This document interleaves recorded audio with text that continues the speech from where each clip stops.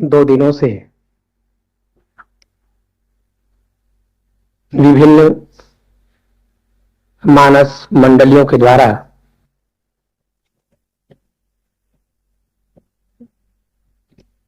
कथामृत पान करते आए हैं। इस मंच पर सुदूर पूर्व से मंडलियां आई, प्रतियोगी बनकर मैं आप लोगों के बीच बैठा हूं। मैं प्रतियोगी नहीं हूं और ना ही मैं वियोगी हूं, और मैं कैसे कहूं कि मैं योगी हूं। वह साहस नहीं होता कि मैं अपने आप को योगी कहूं।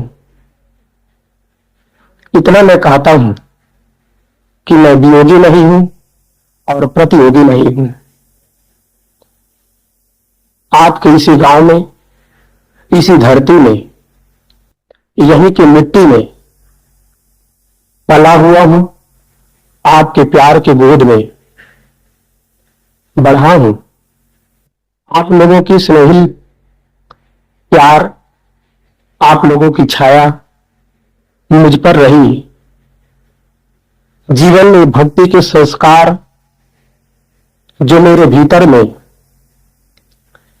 जन्मे हैं, वो इसी प्रकार के छोटे मोटे मंच पर, कभी आपके गांव में मंडलियां जहां रामायण गाती थी, साथ में बैठता, कभी मंजीरे की झंकार, कभी तबले की थाप, तो कभी हारमोनियम की स्वर लहरी मन को आकर्षित कर लेती थी। क्या पता था कि राम क्या चीज है, और मुझे यह भी नहीं पता था कि किसी दिन मैं राम को पाऊंगा। संतों की कृपा हुई, आप सबका प्यार मिला। आज मैं धन्य हो गया हूं, मुझे राम मिले हैं। क्या आप भी राम को चाहते हैं? क्या आप भी राम को जानना चाहते हैं? राम कथा बहुत कठिन बात नहीं है। मैं बचपन में प्रायः सुना करता था कि भगवान वैसे ही थोड़े मिलते हैं। भगवान को प्राप्त करने के लिए बहुत बड़ी बड़ी साधनाएं करनी पड़ती है, कठोर तपश्चर्या से गुजरना पड़ता है। मन व्याकुल होता था कि भगवान को पा जाऊं, चाहे लाख कठिनाइयां सहना पड़े। और कभी ये मन कहता था कि नहीं, मुझमें वो शक्ति कहां है, मुझमें वो साहस कहां है जो मैं राम को प्राप्त कर सकूं, भगवान को प्राप्त कर सकूं। लेकिन ये सुलभ हो गया है, और सुलभ कराने वाले है संत गुरुजन, जिसको गोस्वामी जी ने बंदो गुरुपद कंज, कृपा सिंधु नर रूप हरि, महामोहतम पुंज, जास वचन रवि कर निकर, कहकर जिन संत गुरुजनों की वंदना की, सच में ये साकार रूप में भगवान, चलते फिरते भगवान के दर्शन हुए और उनकी कृपा हुई। राम को प्राप्त करना बड़ी बात नहीं, राम को प्राप्त करना भी नहीं है। राम सबके भीतर में बैठा है। समस्या क्या है?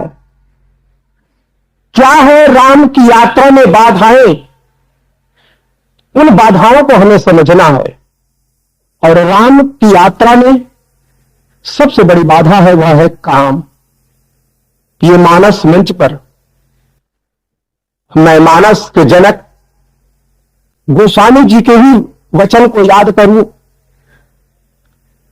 जहां काम तहां राम नहीं, जहां राम नहीं काम, तुलसी कबहू ना बने, रवि रजनी एक ठाम। जहां पर काम है वहां राम नहीं होगा, और जहां राम है वहां काम की व्यथा नहीं होगी। राम की कथा तभी संभव होती है जब हमारे भीतर से काम की व्यथा मिट जाए। अन्यथा काम की व्यथा यदि हमारे जीवन से नहीं मिटती तो राम को प्राप्त करना भी बड़ा कठिन हो जाता है। हमारे जीवन की सबसे बड़ी समस्या है काम की व्यथा को हम कैसे मिटाएं। विचारकों के द्वारा, महापुरुषों के द्वारा हम काम की निंदा सुनते हैं कि काम बहुत बुरी चीज है, और मुझे ऐसा लगा कि सच में काम दुनिया में सबसे अच्छी चीज है। दुनिया में कोई चीज बुरी नहीं होती और कोई चीज अच्छी नहीं होती। संसार की कोई भी वस्तु अपने आप में अभिशाप नहीं होती और कोई भी वस्तु अपने आप में वरदान नहीं होती। वह हमारे समझ पर निर्भर करता है कि हम किसी वस्तुओं को अपने जीवन के लिए अभिशाप बनाते हैं या वरदान। कोयला ही कालांतर में हीरा बन जाता हो, इसी प्रकार यदि काम की शक्ति को हम अपनी जीवनी शक्ति के रूप में उपयोग करना शुरू कर दें, काम को हम अधः पतन होने से रोके और जीवन में जो काम की शक्ति, जो जीवन में सबसे बड़ी शक्ति है, उसको ऊर्ध्वगामी बना ले, तो वही काम हमारे जीवन के लिए राम बन जाता है। महाराज शंकराचार्य से किन्हीं ने पूछा कि हमारा सबसे बड़ा दुश्मन कौन है। शंकराचार्य जी ने कहा कि तुम्हारा मन ही तुम्हारा सबसे बड़ा दुश्मन है। फिर प्रश्ता ने प्रश्न किया कि यदि दुनिया में सबसे बड़ा दुश्मन हमारा मन है तो हमारा सबसे बड़ा मित्र कौन है। उन्होंने उत्तर में दोहराया कि तुम्हारा मन है। प्रश्ता के भीतर में तीसरा प्रश्न पैदा हो गया कि शत्रु भी हमारा मन है, मित्र भी हमारा मन है, मन भी शत्रु और मित्र दोनों कैसे हो सकते हैं। और बात बिल्कुल साफ है, मन यदि संयम में हो तो मन से बढ़कर हमारा कोई मित्र नहीं। इन्हीं मन के कारण ही तो हम मनन करने की क्षमता प्राप्त किए हैं, हम मनुष्य कहलाने का गौरव प्राप्त किए हैं, मन के कारण ही। मन जब संयम में होता है तब आदमी भगवता को उपलब्ध हो जाता है, और मन असंयमित होता है तो हमारा जीवन अस्त व्यस्त हो जाता है।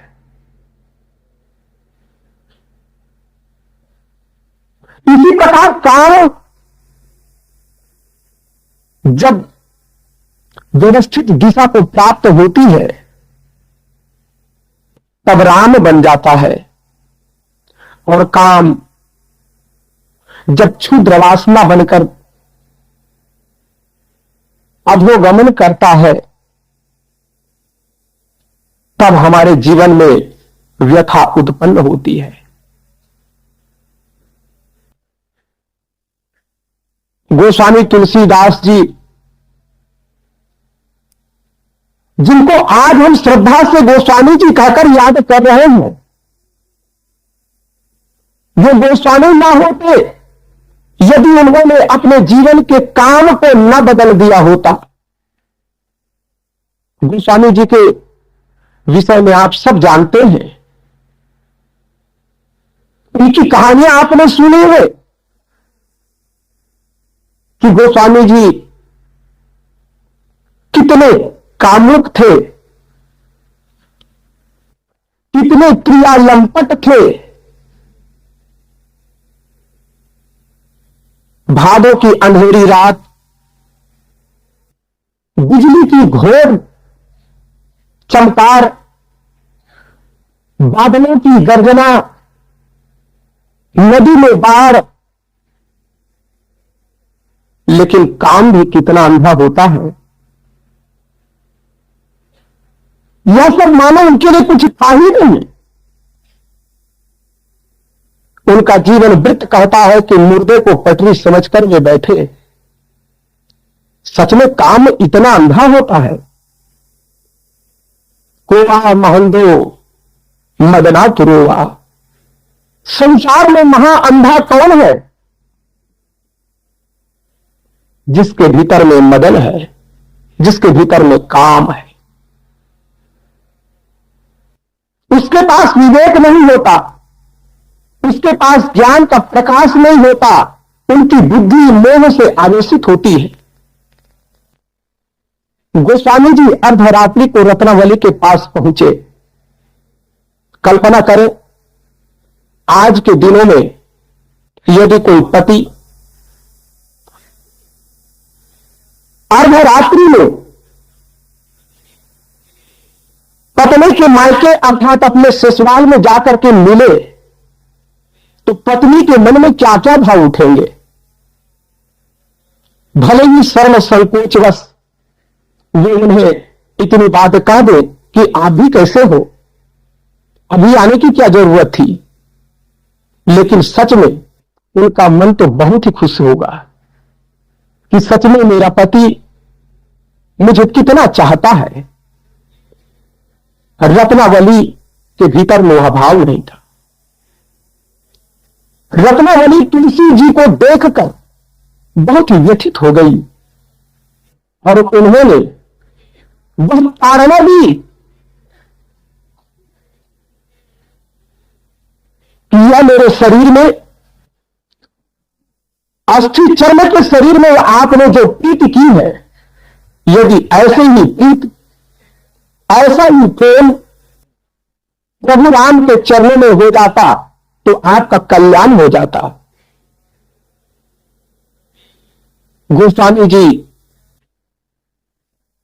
कि जीवन की धारा जो संसार में प्रवाहित हो रही थी, उनका काम जो संसार के भोगों में प्रवाहित हो रहा था, वो बदल गया। काम राम बन गया। गोस्वामी जी हो गए। उन्हें आज हम बाबा गोस्वामी जी कहकर पुकारते हैं। ऐसी बात नहीं है कि कोई आदमी राम नहीं बन सकता। आप राम ही हैं। राम के अतिरिक्त आप और कुछ भी नहीं हो सकते हैं। लेकिन इसी का नाम है पत्नी। भारतीय संस्कृति में केवल पति पत्नी जैसा शब्द नहीं है। आजकल प्रायः पति पत्नी शब्दों का ही प्रयोग होने लगा है। हम अपने साहित्य को उठाकर देखते हैं तो हमारी संस्कृति यह बताती है कि केवल पति नहीं, केवल पत्नी नहीं, धर्म पति और धर्म पत्नी। धर्म पत्नी का मतलब है ऐसी पत्नी जो भोगों की ओर ना ले जाए, पति को धर्म की ओर ले जाए। जो पत्नी अपने पति को धर्म के मार्ग में ले जाती है वो धर्म पत्नी कहलाती है। गोस्वामी जी के जैसी प्रवृत्ति थी, ऐसी कामुक प्रवृत्ति के पुरुषों की कमी नहीं है, लेकिन आज समाज में कमी है। रत्नावली जैसी नारियों की जो पुरुषों को दिशा दे सके, अपने धर्मपति को यह बता सके कि विवाह का लक्ष्य इतना क्षुद्र नहीं कि हम देह के भोगों में ही लटके रहे। विवाह का एक बहुत बड़ा आदर्श है, हम दोनों संयम के पथ पर काम को काम नहीं बल्कि राम में बदल करके दिखाएंगे। कहा गया वह आदर्श। आप भी राम बन सकते हैं और वही धर्मपति है जो अपने पत्नी को धर्म मार्ग में अवगाहन कराए दे। मुझे स्वामी विवेकानंद की एक घटना याद आती है। जब उन्होंने शिकागो में विश्व धर्म सम्मेलन में पहले अपना भाषण दिया, 5 मिनट के उनके ओजस्वी प्रवचन से विश्व की जनता मंत्रमुग्ध हो गई थी। और उनके बाद स्वामी विवेकानंद जी के कार्यक्रमों के तांता लग गया। जगह जगह पर उन्हें आमंत्रित किया गया। उनके प्रवचन को सुनते सुनते एक बहन बहुत ही मुग्ध हो गई। उनका वह ओजस्वी रूप और उनके ओजस्वी भाषण सुनते सुनते वह इतनी प्रभावित हो रही थी, मन ही मन। पहले दिन में स्वामी विवेकानंद के केवल वचनों का उनका प्रभाव था। मन कैसा क्षण क्षण बदलता है। आदमी यदि सावधान ना रहे, बड़े बड़े ज्ञानी भी धोखे खाते हैं। आरंभ की दिनों में वह बहन विवेकानंद के प्रवचनों से प्रभावित रही, लेकिन बाद में उसके मन में कल्पना हो गई कि ऐसा ओजस्वी पुरुष यदि मुझे अपने पति के रूप में मिलता तो कितना अच्छा होता। और यह बात धीरे धीरे उसके मन में घर करती चली गई। अंततः वह अपने को रोक न सकी। एक बार जैसे ही स्वामी जी प्रवचन देकर नीचे आए, व्यक्तियों से मिलने के लिए उन्होंने कुछ समय दिया था। वह बहन आई और उन्होंने कहा कि मैं आपसे निवेदन करने के लिए आई हूं। मेरा निवेदन आप स्वीकार करेंगे तो मैं कुछ कहने का साहस कर सकूंगी। स्वामी जी ने कहा कि मेरे पास तो सभी का निवेदन स्वीकार है, आप डरती क्यों हो, झिझकती क्यों हो, निसंकोच होकर के कहो। लेकिन आदमी के मन में जब विकार आता है तो आदमी भीरू बन जाता है। जो कहना चाहता है वह कह नहीं पाता, जो करना चाहता है वह कर नहीं पाता। आप अपने जीवन में झांक करके देखेंगे, जहां पर भी आपके जीवन में भय पैदा होगा, निश्चित ही आपके तन में, आपके मन में, आपके जीवन में कहीं ना कहीं कोई कमजोरी है, कोई कमी है, कोई दोष है, कोई विकार है। इसीलिए आप डरते हैं। जैसे ही हमारे जीवन के विकार समाप्त होते हैं और विचारों का उदय होता है, हमारा जीवन निर्भय बनता चला जाता है। जो आदमी विकारों में डूबता है, जिसका मन में विकार होता है, वह आदमी निर्भय जीवन कभी भी नहीं जी सकता है। कितना भी आदमी छिपाने का प्रयास करे, बाहर से हो सकता है उनके अधरों में मुस्कान हो, इनके भाव भंगिमा को देखकर यह न पता चले कि यह आदमी अपराधी है या सज्जन।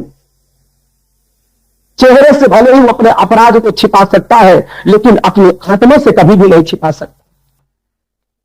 जापान में एक मशीन निकाली है जिसका नाम लिखा है लाइट डिटेक्टर, झूठ पकड़ने का यंत्र। कोर्ट में इसका प्रयोग किया जाता है, अदालतों में इसका प्रयोग किया जा रहा है। वहां आदमी से पहले पूछ लिया जाता है, जिस कटघरे पर वह मुलजिम खड़ा होता है उनसे पूछा जाता है कि अभी कितने बजे, तो वह ठीक समय बता सकता है कि अभी 9:30 बज रहे हैं।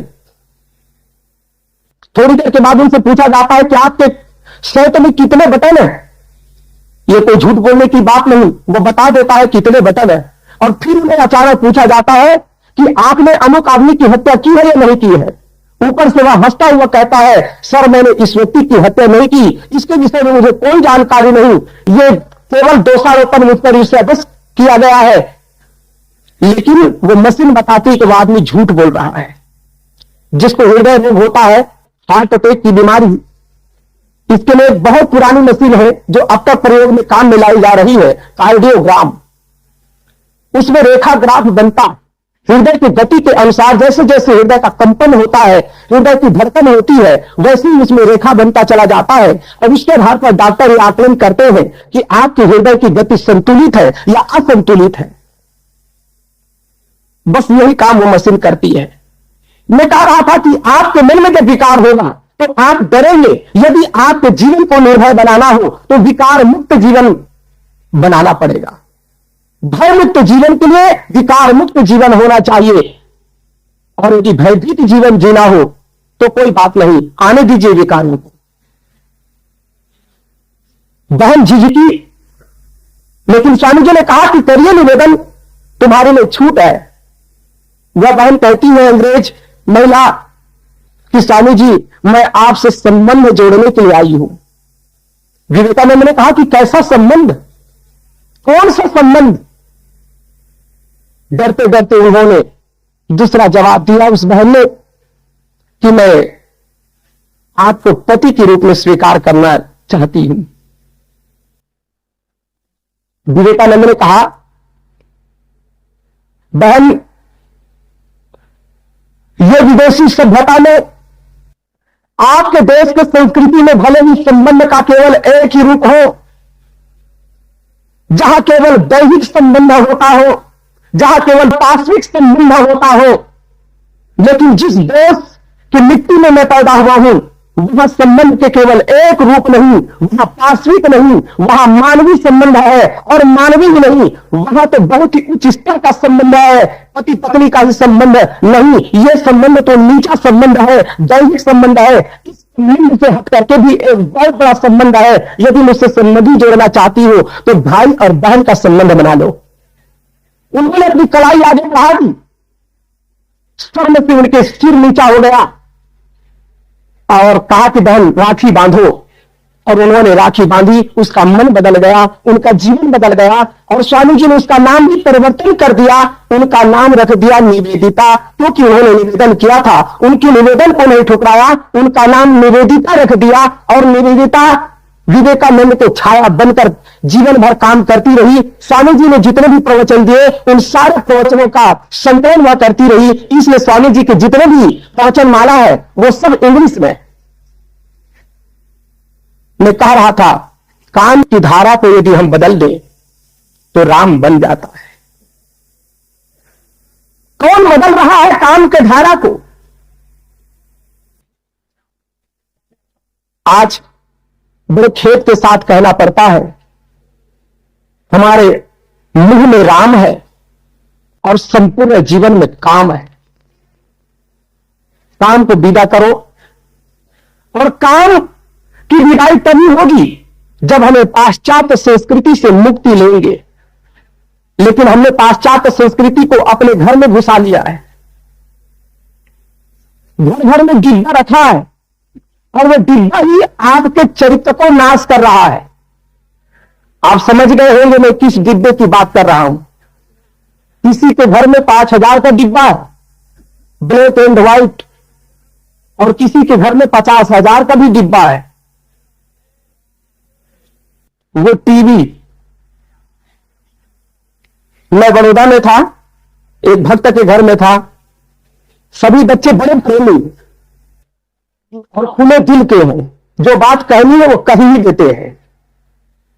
तो एक बच्ची आई, कहा गुरुजी, उन्होंने तो गुजराती में कहा, तो कहा गुरुजी मैं आपके पास एक निवेदन लेकर आई हूं। मैंने कहा कौन से निवेदन? कहा आप जो 8 बजे पाठ शुरू करते हैं ना, ये ठीक नहीं आपका नियम, आपको 10 बजे से शुरू करना चाहिए। मैंने कहा क्यों बेटा, ऐसा क्यों? कहा गुरुजी वो 8 से 9 और 10 बजे तक तो हम सीरियल देखते हैं और चित्रहार देखते हैं। तो जब चित्रहार देखते हैं तो मन लगा रहता है कि गुरुजी पाठ कर रहे हैं, और आपके पास बैठते हैं तो आप हमें नहीं दिखते, वो टीवी दिखाई देती है। तो आपसे मैं इतना निवेदन करती हूं कि आप अपने टाइम चेंज कीजिए, ये 8 से 10 का प्रोग्राम आप बंद कीजिए, 10 से 12 का प्रोग्राम रखिए, तो हम सभी लोग बैठेंगे। वैसे अभी भी बैठते हैं, लेकिन सच में शरीर बैठा होता है, हमारा मन तो वही रहता है। ये उस एक ही बच्चे की बात नहीं, ये घर घर की बात है। मैं तो समझता था, जब अन्य प्रांतों का भ्रमण हुआ और देखा तो मैं समझता था कि हमारा छत्तीसगढ़ एक ऐसा सात्विक प्रांत है जहां पर ये रोग नहीं लगा है। लेकिन यहां आकर देखा तो यहां भी ये रोग बहुत तेजी से फैल रहा है। चित्रहार देख रहे हो, क्या गीत गाए जा रहे हैं उसमें?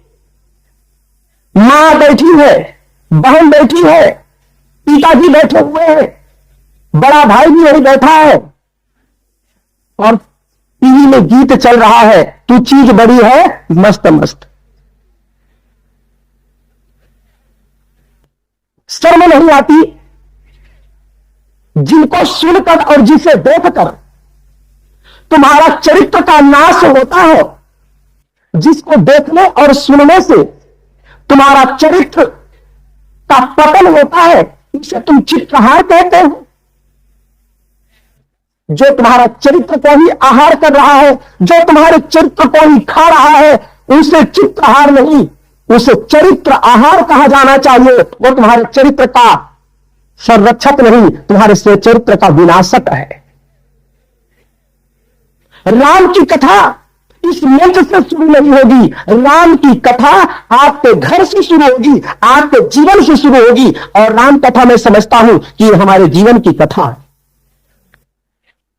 वाराणसी में था, नागार्जुन पार्क में मानस व्याख्यान का एक बहुत बड़ा विशाल कार्यक्रम था।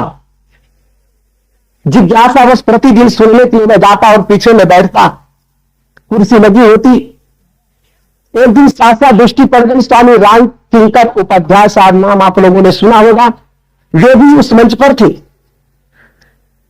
उनकी दृष्टि पड़ गई, 2-3 दिनों से वे देखते रहे।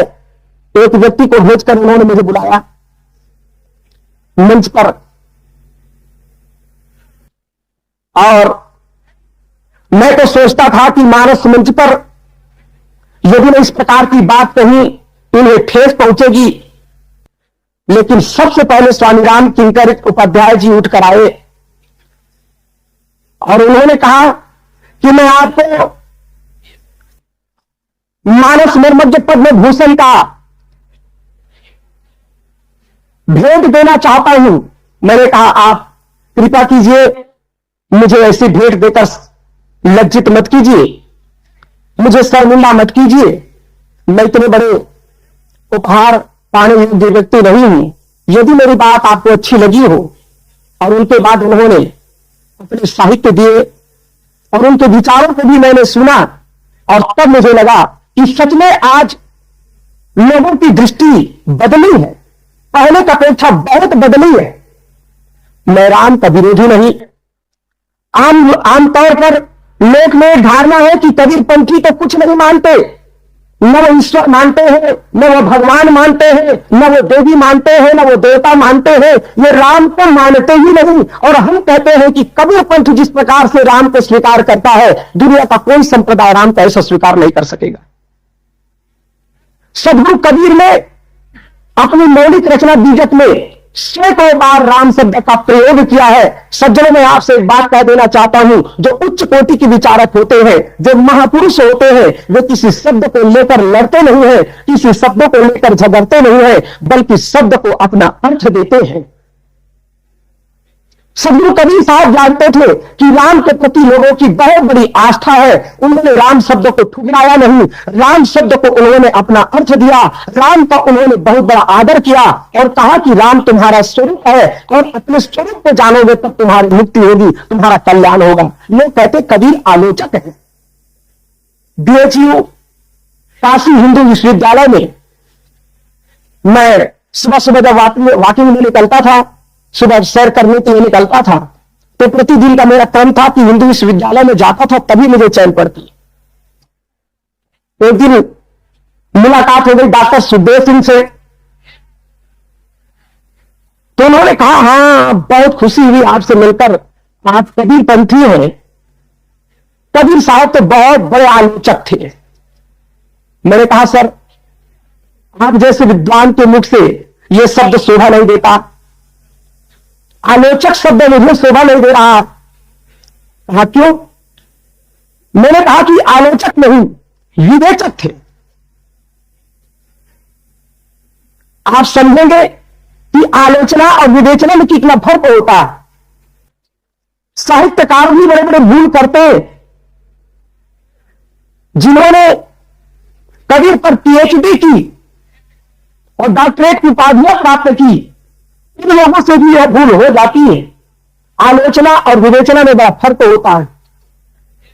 आलोचना कहते हैं किसी व्यक्ति से जब हमारा मन द्वेषित हो जाए,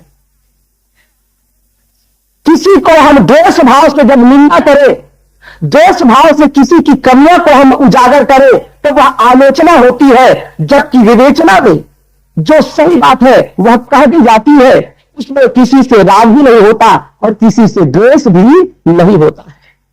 जहां राग और द्वेष के भावों से मुक्त होकर के कोई बातें कही जाती है उसे कहा जाता है विवेचना, और जहां